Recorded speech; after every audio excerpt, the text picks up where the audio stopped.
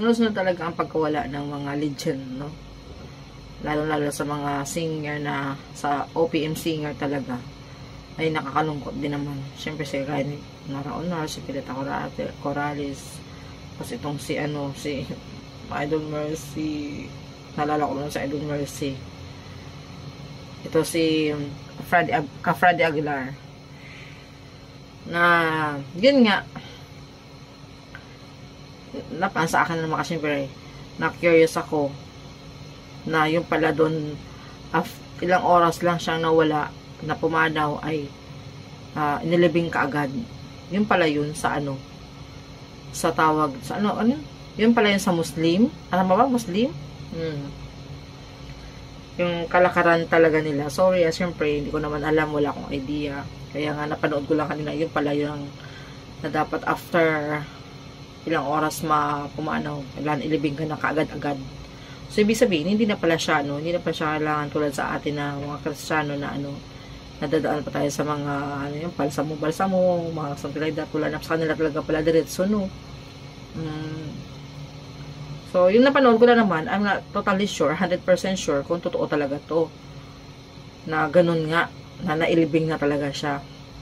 Kasi yung unang ko pinanood, ay, ang sabi lang naman doon, na hindi pa alam ng pamilya kung paano, o kakailan na yung makikirama yung mga example, mga fans something like that, or mga pamilya masinuman.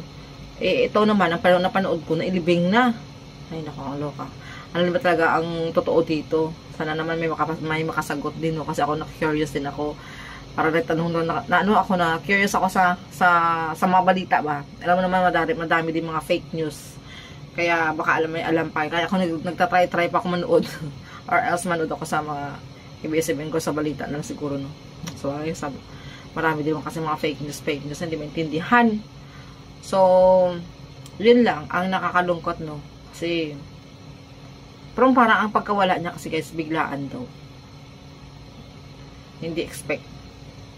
Kasi alam ko naman, parang napaka-healthy pa naman ni Freddy Aguilar, alam ko, napanood ko yung vlog ng asawa niya, parang talagang alagang-alaga talaga siya ng kanyang asawa. Mga pagkain niya talaga yan, set by set niya. Parang, ayun nga, di ba, kami may restaurant naman silang negosyo. Kaya talaga yan, naka-diet talaga yung pagkain ni Freddy Aguilar. O, di ba? So, yun lang. So, nagtanong doon sa akin, anong ikinamatay niya. Hindi ko rin masagot kasi na-confused din ako. Kasi parang hindi klaro kung ano ba talaga. Kasi kaya baka nga related sa heart ba. Yun guys. So, yun lang. Have a good day.